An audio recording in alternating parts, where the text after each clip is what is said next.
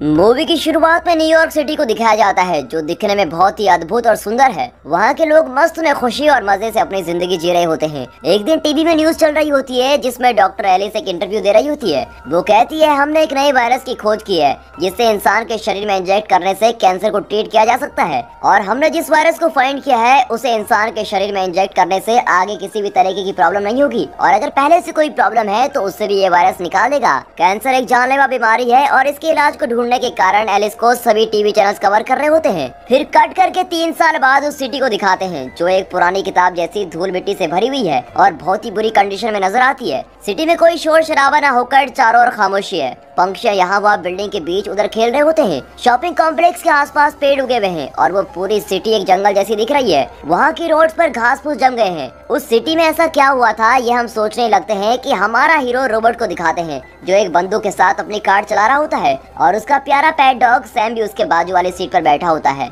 Robert Sam के पास वाली window को खोल देता है और सैम विंडो के बाहर देखकर मस्त एंजॉय कर रहा होता है। अब कार के चलते रोड पर बैठे हुए पंछियां फड़फड़ करके उड़ जाते हैं और थोड़ी दूर जाने पर सैम कहीं गौर से देखने लगता है और ये नोटिस करते ही रॉबर्ट उससे पूछता है कि तुम क्या देख रहे हो। तभी अचानक हिरन का एक झुंड कार को क्रॉस करके भागता है। तब रॉबर्ट गाड़ी तुरंत रिवर्स में लेकर उन हिरनों को तेजी से फॉलो करने लगता है और उन्हें कई बार शूट करने की कोशिश करता है, लेकिन हिरन बड़ी तेजी से दौड़ रहे होते हैं और वो उन्हें शूट नहीं कर पाता। लेकिन वो बिना हार माने उन्हें फॉलो करता रहता है और एक जगह पर पहुंचते ही वहां रास्ता ब्लॉक हुआ होता है और वहां खड़ी गाड़ियों के बीच सारे हिरन भाग जाते हैं। ये देखकर रॉबर्ट और सैम अपसेट हो जाते हैं। फिर रॉबर्ट अपनी बंदूक लेकर उन्हें ढूंढते हुए उस जगह पर धीरे से चलकर जाता है और उसके साथ सैम भी जाता है। तब कुछ दूरी पर देखते हैं कि सिर्फ एक हिरन एक बिल्डिंग के पास खड़ा है और वो साइलेंटली झाड़ियों में छुपकर उसको शूट करने की कोशिश करता है, लेकिन वो हिरन बिल्डिंग के पीछे चला जाता है। अब रॉबर्ट और सैम आराम से चलकर दूसरी तरफ जाते हैं और वहाँ से हिरन को देखे बिना इनकी तरफ आ रहा होता है। उसे शूट करने के लिए बंदूक निकालते ही एक शेरनी उस हिरन पर झपटकर उसका शिकार कर लेती है।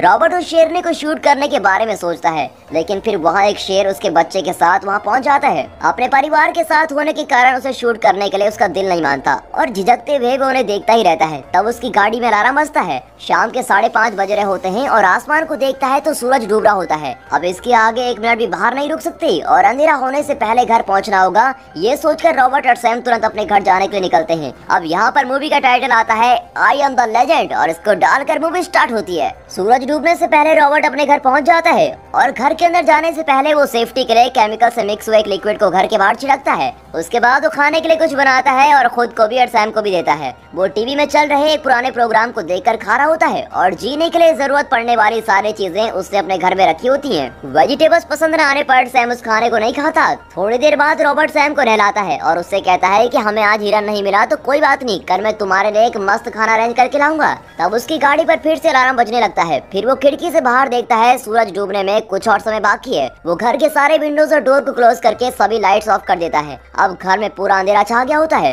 फिर रॉबर्ट और सैम एक बंदूक के साथ एक बाथटब में सो जाते हैं और रात को बाहर रोने की आवाजें और कई तरह की डरावनी आवाजें आने लगती हैं। रॉबर्ट मौत के डर को मन में रखते हुए सो रहा होता है। तब उसे कुछ पुरानी घटनाएं याद आती हैं और फ्लैशबैक दिखाते हैं। 3 साल पहले कैंसर की मेडिसिन के नाम पर जिस वायरस को इंसानों के शरीर में इंजेक्ट किया गया था, उस वायरस ने कुछ ही दिनों में अपना काम करना शुरू कर दिया था। उस इंजेक्शन को जिन लोगों ने लिया था वो सभी लोग ज़ॉम्बी में बदलने लग गए थे। इस वायरस के तेजी से स्प्रेड होने के कारण रॉबर्ट अपनी वाइफ जोई और अपनी बेटी मार्ली के साथ कहीं जा रहा होता है। वो जोई से उनके रिलेटिव के घर जाकर रहने को कहता है और जरूरी कैश और खाने की चीजें हमेशा साथ रहने की एडवाइस दे रहा होता है। ये सुनकर जोई शॉक हो जाती है और पूछती है कि क्या ये वायरस हवा से भी स्प्रेड होता है। तब अचानक उनकी कार के शीशे में एक ज़ॉम्बी आकर टकराता है और वो शीशे पर खून लग जाती है। ये देखकर उसकी बेटी मार्ली जोर से रोने लगती है और रॉबर्ट उसका रोना बंद करवाकर उन्हें हार्बर ले जाता है। वहाँ उस वायरस से जो अफेक्ट नहीं हुए हैं उन लोगों को चेक करके उस आइलैंड से बाहर निकाला जा रहा होता है और ये लोग वेट कर रहे होते हैं। लोगों की आंखों को स्कैन करके जो लोग अफेक्ट नहीं हुए हैं उन लोगों को अंदर भेजते हैं और उन्हें सेपरेट रखते हैं। तब रॉबर्ट अपनी फैमिली के साथ उस लाइन में खड़ा होता है और वहाँ अफेक्टेड लोगों को अलग लाइन में भेजते हैं। तब वहाँ एक लेडी रोते हुए उस ऑफिसर से रिक्वेस्ट कर रही होती है कि मैं अफेक्ट नहीं हूँ, एटलीस्ट मेरे बच्चे को तो यहाँ से लेकर जाइए प्लीज। और तब उसकी आंखों से खून भरे आंसू निकलते हैं और ये देखकर रॉबर्ट बहुत ही सैड फील करता है। मेली का टेस्ट का रिजल्ट नॉर्मल आता है, लेकिन जोई का टेस्ट रिजल्ट नेगेटिव आता है और वो अफेक्टेड है कहकर उसको ले जा रहे होते हैं। तब रॉबर्ट उनसे रिक्वेस्ट करके उसे फिर से चेक करने को कहता है और वो आर्मी में डॉक्टर होने के कारण वो लोग एग्री करते हैं और उसे फिर से टेस्ट करते हैं। अब रिजल्ट नॉर्मल आता है और वो मार्ली और जोई को एक हेलीकॉप्टर तक छोड़ देता है। हेलीकॉप्टर में बैठी मार्ली मार्ली उसके पेट डॉग सैम को रॉबर्ट के पास देकर कहती है ये आपका साथी बनकर रहेगा, और वो उसे ले लेता है। रॉबर्ट हेलीकॉप्टर को उड़ते हुए देखता ही रहता है कि अचानक एक जेट से ब्रिज पर बम फेंका जाता है और वो ब्रिज कोलैप्स होकर पानी में गिर जाता है। तब तक एक दूसरे हेलीकॉप्टर की वहाँ से निकलते ही कुछ लोग उसे पकड़कर खींचने लगते हैं। तब वो लड़खड़ाकर जोई और मार्ली बैठे हुए उस हेलीकॉप्टर को ठोक देता है और अब फिर सब कुछ कोलैप्स हो जाता है। वर्ल्ड के पॉपुलेशन में से 90% लोग इस वायरस अफेक्ट हुए होते हैं और 1% लोगों में इम्यूनिटी होने के कारण इस वायरस से बचे हुए हैं। रॉबर्ट भी इम्यूनिटी वालों में से एक है, लेकिन अफेक्टेड लोग ज़ॉम्बी में बदल जाते हैं और वो बचे हुए नॉर्मल लोगों का शिकार करके उनको खाते हैं। और एक बात यह है कि ये ज़ॉम्बी सुबह की रोशनी में नहीं रह सकते क्योंकि ये सनलाइट को बर्दाश्त नहीं कर पाते। ये सिर्फ अंधेरे में जीवित रह सकते हैं, इसलिए सुबह के टाइम में कभी बाहर नहीं निकलते। लेकिन इनमें सूंघने की शक्ति ज्यादा होती है और ये इंसान के रहने वाली जगह को इजिली सूंघकर वहाँ पहुँच जाते हैं। इसलिए स्मेल न आने के लिए रॉबर्ट एक केमिकल से अपने घर के बाहर स्प्रे करके रखता है। अब इन सभी बातों को सोचते हुए रॉबर्ट किसी तरह सो जाता है। अगले दिन सुबह फिर से उसका अलार्म बजता है। वो उठकर फ्रेश होकर एक्सरसाइज करता है और फिर वो और सैम दोनों अपने ट्रेडमिल पर रनिंग करते हैं। फिर वो स्नान के बाद रेडी होकर सैम को घर में अकेला छोड़ देता है और बेसमेंट पर होने वाले लैब में अपना एप्रन पहनकर चला जाता है। एप्रन न पहनने पर भी उसे कोई पूछने वाला नहीं होता, लेकिन वो अपने प्रोफेशन में बहुत ही स्ट्रिक्ट है और डिसिप्लिन रहता है। हर दिन करने वाले एक्सपेरिमेंट को वो रोज अपने लैपटॉप में रिकॉर्ड करके रखता है। उसके लैब में कई चूहों के पिंजरे भी होते हैं जिनमें ज़ॉम्बी से बदले गए चूहों को रखा होता है।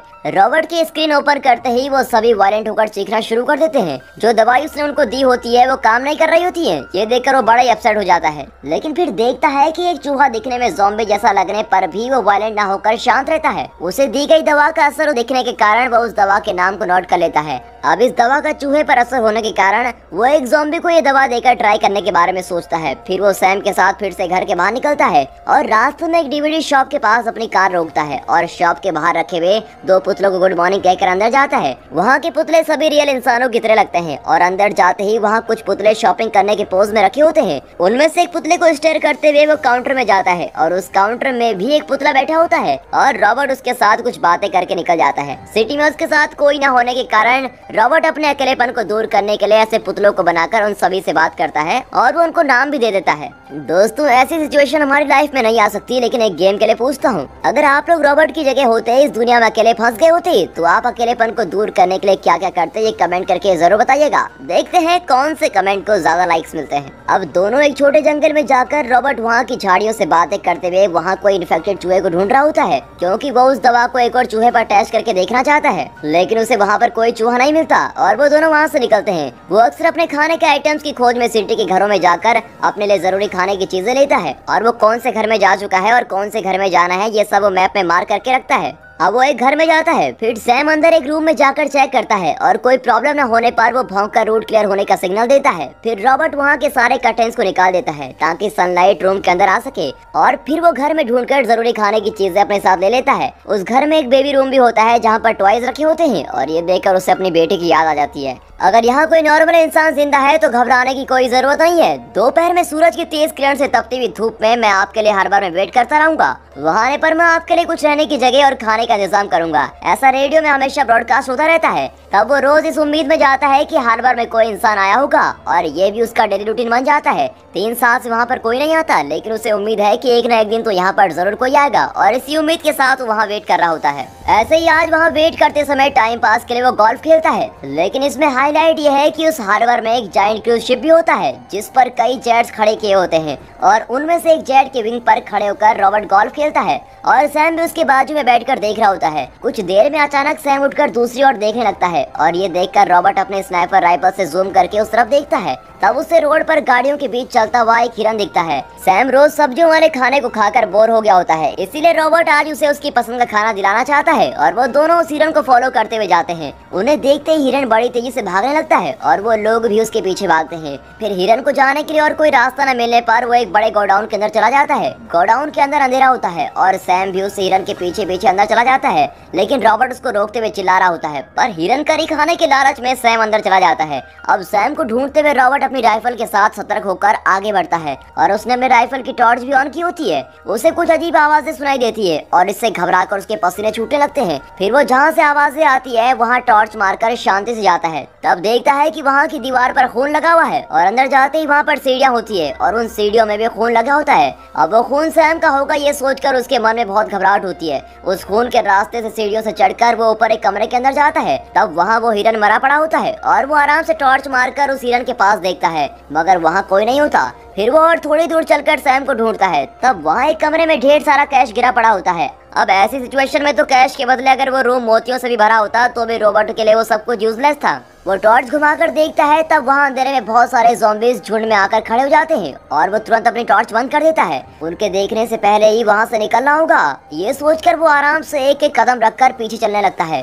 फिर वहाँ से बाहर आकर वो दूसरे रूम में ढूंढते समय सैम एक टेबल के नीचे छिपकर बैठा हुआ होता है। वो उसे आराम से बुलाकर वहाँ से निकलने के लिए कहता है, लेकिन सैम उसकी बातों को टालकर कहीं और देखकर और भी घबराकर अंदर चला जाता है। अब उसके पीछे कोई खतरा है समझकर रॉबर्ट उसकी टॉर्च घुमाता है। तब एक ज़ॉम्बी उसको देखकर तेजी से उसके पास कूदता है। रॉबर्ट से शूट करता है लेकिन वो मरता नहीं। रॉबर्ट और सैम दोनों तेजी से भागने लगते हैं और ज़ॉम्बी भी उनको फॉलो करता है। सैम भागकर बाहर निकलता है लेकिन रॉबर्ट को एक ज़ॉम्बी उसकी गर्दन पकड़कर अटैक करता है और अगले ही सेकंड में रॉबर्ट ज़ॉम्बी के साथ विंडो के बाहर कूद जाता है और बाहर निकलते ही उस पर सनलाइट गिरती है और ज़ॉम्बी लड़खड़ाकर रॉबर्ट को छोड़ देता है और वो धूप में तड़पते हुए मर भी जाता है। ये देखकर रॉबर्ट के दिमाग में एक आइडिया आता है। वो गोडाउन के बाहर एक ट्रैप सेट करता है और उसके एक एंड को गोडाउन के ट्रेस पर रखकर दूसरे एंड को एक ट्रक से बांध देता है। सब सही तरीके से सेट होने के कारण वो सैम को गाड़ी में रुकने को ही बोलता है। फिर वो अपना खून एक इंजेक्शन से निकालकर एक टेस्ट ट्यूब में भरता है और उसे लेकर गोडाउन के अंदर सेट किए गए ट्रैप में रखकर टेस्ट ट्यूब को तोड़ देता है। उस खून की स्मेल से कोई ज़ॉम्बी उस ट्रैप में फंस जाएगा, ये सोचकर वो वहीं वेट कर रहा होता है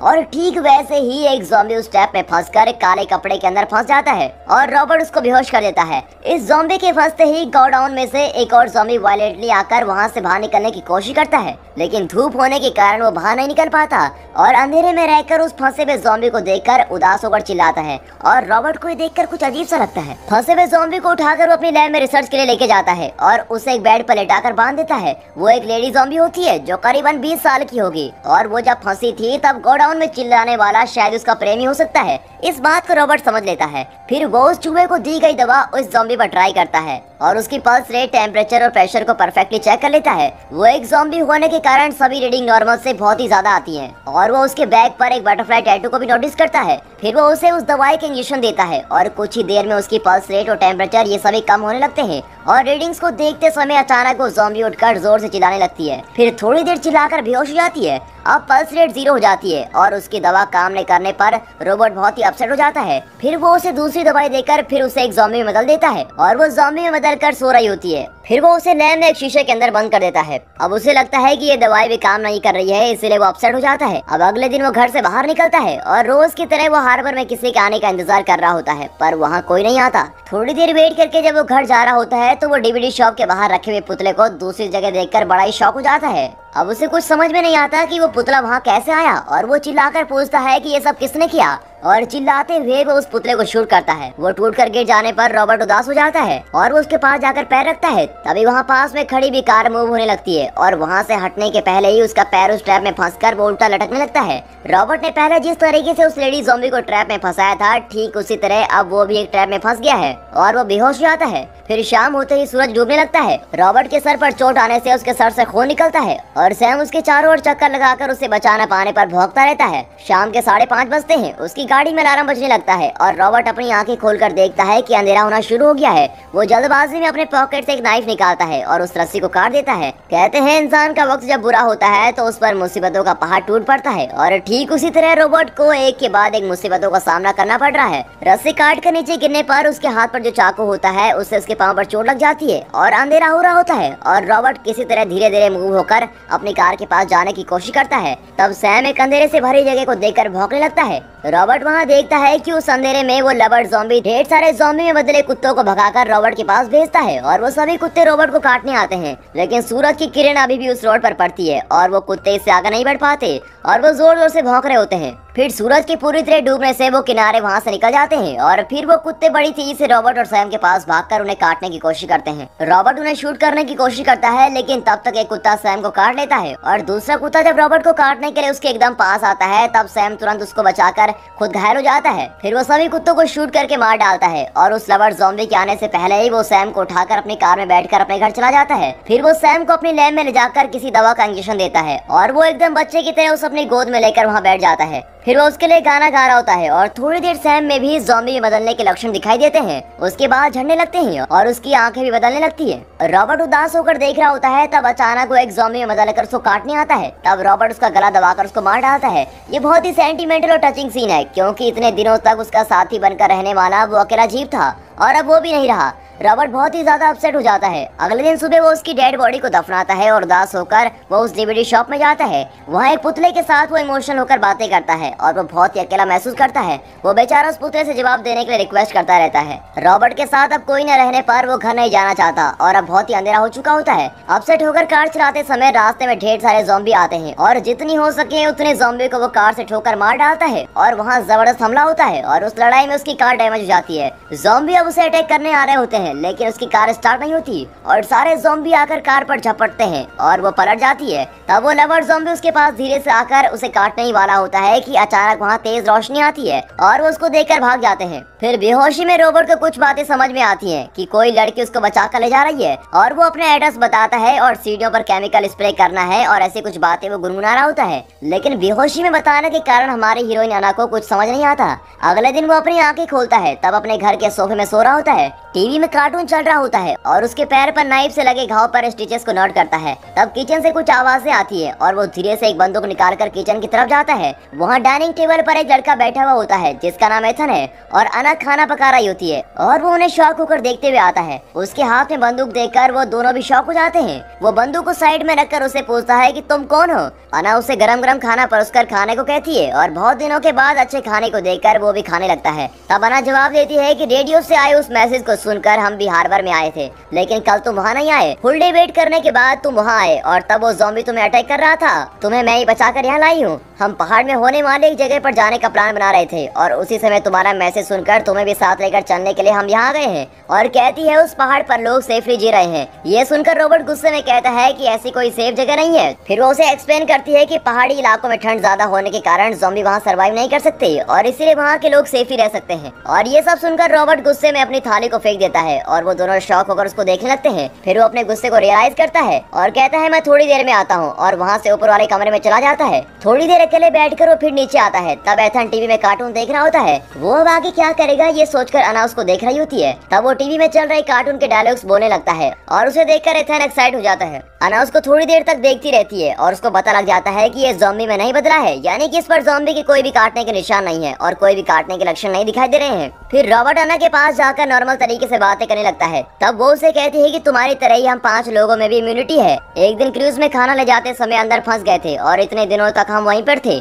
हम में से 3 लोग ज़ॉम्बी के शिकार बन गए थे और अब हम दोनों ही बचे हैं। और कहती है कि कल हम पहाड़ के लिए निकलेंगे, लेकिन रॉबर्ट मना कर देता है और कहता है मैं इस जगह को छोड़कर कहीं नहीं जाने वाला। यहाँ जब तक मैं ज़ॉम्बियों को इंसान में नहीं बदलता मैं कहीं नहीं जाऊंगा। फिर अना उसको उसके पैर पर चोट कैसे लगी इस बारे में पूछती है। तब जाकर रॉबर्ट कई सारी बातें सोचने लगता है। वो सोचता है असल में ज़ॉम्बीज़ का दिमाग काम नहीं करता। फिर एक ज़ॉम्बी ने ट्रैप लगाकर मुझे कैसे फंसा लिया। वो दिमाग के बिना ये सब चीजें कैसे कर सकता है। ये सारी बातें सोचकर वो कंफ्यूज हो जाता है और इन बातों को वो अना के साथ एक स्विमिंग पूल के पास बैठकर डिस्कस कर रहा होता है। तब एथन पानी में खेलते हुए कहता है ये पानी बहुत ही ज्यादा ठंडा है। तब रॉबर्ट के दिमाग में एक आइडिया आता है। वो तुरंत अपने घर जाकर उसके लैब में रखे हुए ज़ॉम्बी के चारों ओर आइस से भर देता है। तब अना उसे कॉफी देने के लिए लैब में जाती है और उस ज़ॉम्बी को देखते ही वो शॉक होकर कहती है कि मैंने अब तक इस ज़ॉम्बी को इतने करीब से नहीं देखा। और वो आइस रखने का कारण पूछती है। तब रॉबर्ट कहता है कि आइस रखने पर उसका ज़ॉम्बी वाला कैरेक्टर खत्म हो जाएगा और ऐसे समय पर इंजेक्शन देने से वो दवा असर करने के चांसेस हैं। फिर वो दोनों ऊपर जाकर ढेर सारी बातें करने लगते हैं। रॉबर्ट उसे अपने फेवरेट सिंगर के बारे में बताता है और बताता है कि कैसे उसकी याद में उसने अपनी बेटी को म्यूजिशियन का नाम दिया था। वो म्यूजिशियन अपनी म्यूजिक के जरिए अच्छे मैसेज को लोगों तक पहुंचाना चाहता था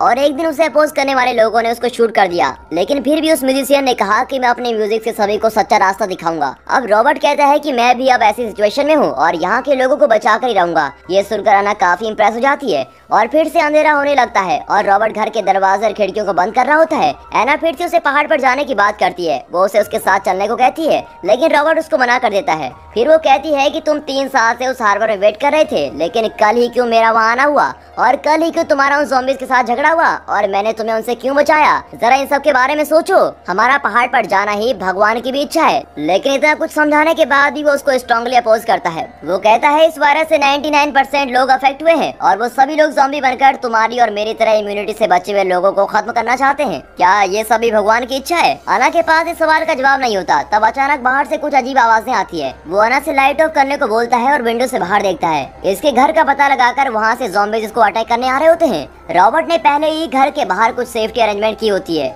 और वो सबसे पहले घर के बाहर की सारी लाइट्स ऑन कर देता है, लेकिन ज़ॉम्बीज़ उन लाइट को तोड़कर अंदर भाग आते हैं। फिर वो अपनी कार में सेट किए गए बॉम्ब को रिमोट से ऑन करता है और ब्लास्ट कर देता है। उससे कई सारे ज़ॉम्बीज़ जलकर राख हो जाते हैं, लेकिन उससे उसका घर भी थोड़ा डैमेज हो जाता है। फिर वो अना को ढूंढकर ऊपर जाता है, लेकिन वो वहाँ नहीं होती और वो कहाँ गई होगी ये सोचते समय अचानक एक ज़ॉम्बी उस पर झपटकर उसको अटैक करने की कोशिश करता है। तब रॉबर्ट उस पर एक स्क्रू ड्राइवर घुसाकर उसको मार डालता है, लेकिन वो ज़ॉम्बी मरता नहीं बल्कि वो रॉबर्ट को उठाकर फेंकता है और वो उधर पास वाले सीढ़ियों से लुढ़क कर नीचे गिर जाता है। फिर वो वहाँ से अपनी बंदूक लेकर उसको शूट करने लगता है और ज़ॉम्बी इससे डरकर भाग जाता है। रॉबर्ट भी उसको शूट करते हुए उसके पीछे भागता है और वो विंडो से कूदकर बाहर चला जाता है और फिर उसकी गन में बुलेट्स भी खत्म हो जाती हैं। फिर वो अना को ढूंढते हुए दूसरे रूम में जाता है। तब वहाँ अना और एथन एक टेबल के नीचे छिपकर बैठे हुए होते हैं। एक ज़ॉम्बी को सीलिंग तोड़कर अंदर आते हुए देखकर वो तीनों कोई शोर किए बिना वहाँ छिपे होते हैं। तब एथन हल्की आवाज करता है और ज़ॉम्बी उन्हें देखकर उस रूम में आता है। तब जल्दी रॉबर्ट उस टेबल में रखी बंदूक लेकर उसको शूट कर डालता है। तब बाहर कुछ आवाजें आती है और वो खिड़की से बाहर देखता है। वहाँ लवर ज़ॉम्बी कई सारे ज़ॉम्बीज़ को साथ लेकर आया होता है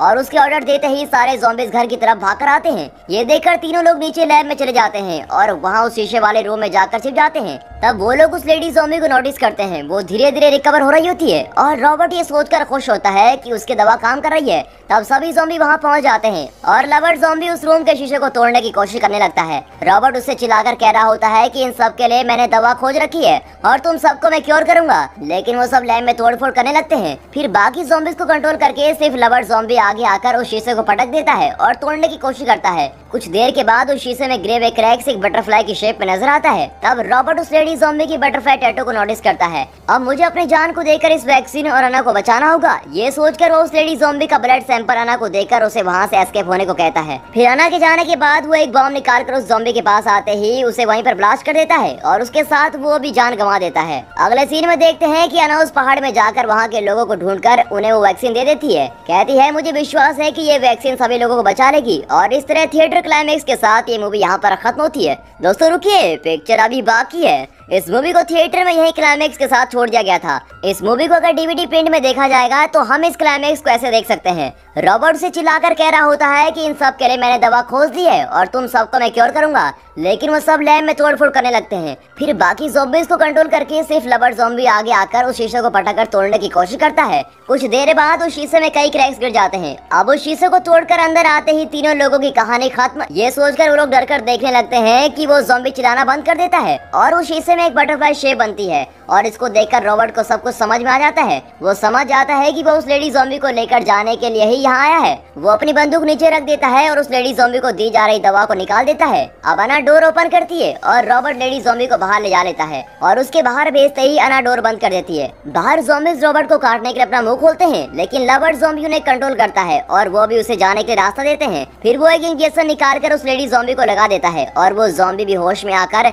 लवर ज़ॉम्बी को देखती है। फिर दोनों को खुशी से हक करते हुए देखते ही रॉबर्ट उनके बीच के प्यार को समझ लेता है। फिर लवर ज़ॉम्बी उस लेडी ज़ॉम्बी को उठाकर रॉबर्ट को देखता है और वहाँ लगाए हुए फोटोज को देखता है। ऐसा लगता है कि ज़ॉम्बी रॉबर्ट से ये कहना चाहता है कि हमारी ऐसी कंडीशन होने की वजह सिर्फ आप लोग हैं और आप लोगों की बनाई भी दवा है। अफेक्टेड होकर हम भी किसी तरह अपनी जिंदगी जी रहे हैं और हमें ऐसे ही जीने दो, वरना तुम्हारी खैर नहीं। इसलिए रॉबर्ट को वार्निंग देते हुए उसे देखकर जोर से चिल्लाता है। फिर रॉबर्ट उसकी फीलिंग को समझकर उसे सॉरी कहता है। अब वो उसे मार देंगे सोचकर रॉबर्ट अपनी आंखें बंद करके खड़ा रहता है, लेकिन कुछ देर बाद उनकी आवाजें पूरी तरह से बंद हो जाती है। तब रॉबर्ट अपनी आंखें खोलकर देखता है कि वहाँ कोई भी ज़ॉम्बी नहीं है और और तब जाकर रॉबर्ट की जान में जान आती है। वो अपनी रिसर्च को छोड़कर अगले दिन सुबह होते ही वो तीनों अना की कहीं भी पहाड़ी जगह पर जा रहे होते हैं और जाते समय अना अपनी वॉइस में अगर यहाँ कोई नॉर्मल इंसान जिंदा है तो घबराने की कोई जरूरत नहीं, आप अकेले नहीं है, आपके लिए रहने की जगह और खाने का इंतजाम है, हम करेंगे और डरने की कोई जरूरत नहीं है, ऐसे विश्वास के साथ कहते हुए सुनाई देती है। और इस डीवीडी क्लाइमेक्स के साथ ये मूवी यहाँ पर खत्म होती है। मूवी के दोनों क्लाइमेक्स में से कौन